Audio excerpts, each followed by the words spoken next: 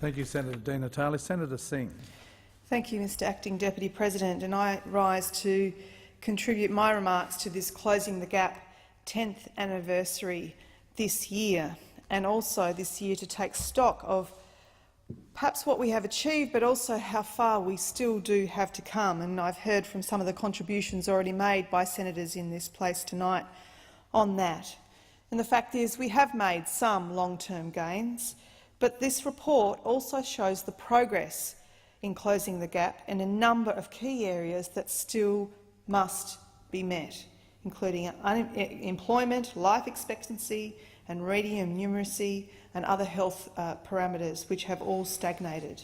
In fact, there was just one target which Australians can be confident on that is on track to be met, with the progress made in reducing infant mortality rates by more than 33%. So out of 7 targets, 2 are almost on track, but only 1 is completely on track.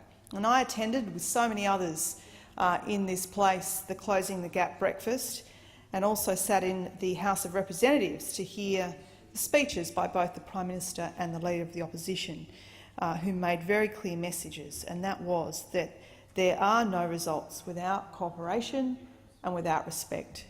We cannot address the issues of closing the gap with any kind of politics in mind. There needs to be goodwill and good heart by all members and senators in this place. And I think the Aboriginal and Torres Strait Islander Social Justice Commissioner Mick Gooda articulated this when he said at that breakfast, "Government has all the resources, but they don't have all the knowledge." Noel Pearson said years ago that the problem is that the people and the communities who have 80% of the knowledge only have 20% of the power, whereas government, who has 80% of the power, only has about 20% of the knowledge. So somehow we have to recalibrate those figures so there's real power sharing, said Mick Gooda. I think that is a stark reminder how we do need to move away from the top-down policy approach and implementation. And only then, if we take that approach, I think will we really move towards truly reconciling. And of course, there's a number of ways we can move towards reconciliation, and a lot of those have been made over a number of years now.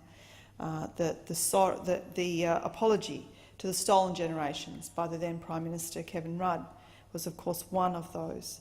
But also, I hope, in the not-too-distant future, an amendment to our constitution to recognise Aboriginal and Torres Strait Islander people will also be another symbolic moment which moves us towards reconciliation. But we also need to ensure that the decisions that are made, as Mick Gooda highlighted, the knowledge that they hold by Aboriginal people means the decisions should be made by Aboriginal people. And that is why I think Labor, in our address, committed very much to setting new targets to close the gap, to focus on addressing the unacceptable incarceration rates among Indigenous Australians and increase safety in those communities.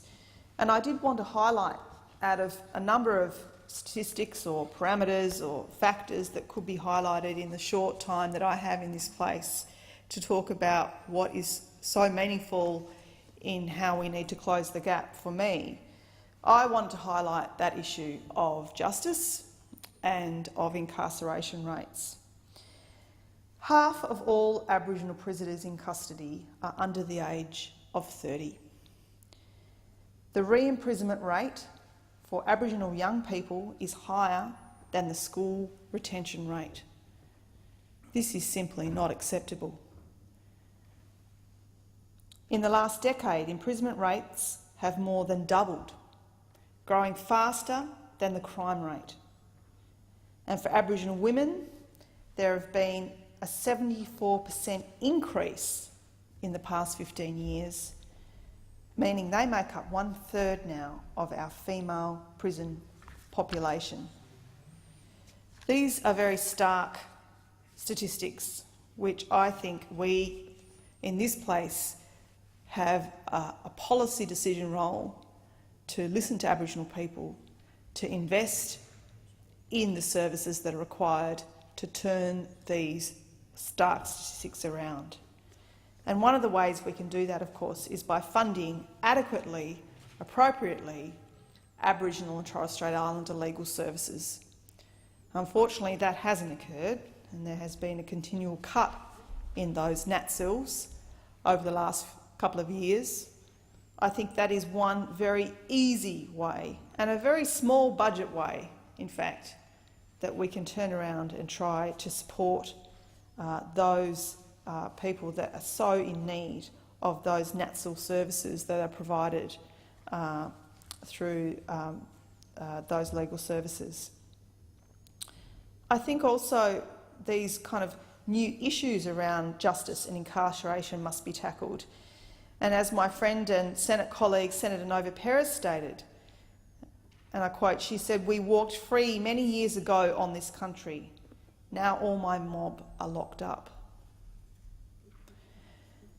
I think it's time we move past the politics and ensure that those frontline legal services are funded and have very much an emphasis on diversion programs rather than locking them up. Wayne Muir, the National Aboriginal and Torres Strait Islander Legal Services chairperson, said, and I quote, "It's about justice reinvestment. And as I think I heard Mr Shorten say, this isn't about being soft on crime. This is about creating safer communities and reducing the recidivism long term." When I was once Minister for Corrections, I learnt these statistics in my home state of Tasmania. However, we didn't have a high percentage in that state of people of Aboriginal and Torres Strait Islander people. But when I learnt of these statistics during the Closing the Gap 10-year anniversary report of so many young Aboriginals that happen to be now prisoners in custody under the age of 30, it simply made me feel very, very sad inside. And I think that if there is anything out of all of the targets that need to be met, that is the one that I really wanted to share and focus on tonight. Of course, there are so many others. Closing the life expectancy gap within a generation by 2031 is not on track. Halving the gap in reading, writing and numeracy achievements for children within a decade by 2018 is not on track. Halving the gap in employment outcomes between Indigenous and non-Indigenous Australians within a decade by 2018 is not on track. 95% of all Indigenous 4-year-olds enrolled in early childhood education by 2025, which is a new target. The original target was to ensure all Indigenous 4-year-olds in remote communities had access to early childhood education by 2013, but that was never met. So there are so many other stark reminders in those 7 targets that make up the Closing the Gap report that need all of our attention in this place, no matter what side of the parliament you may sit on. I think it is our duty and it is the respect that we definitely owe to Indigenous Australians to ensure that we close the gap. Thank you, Senator.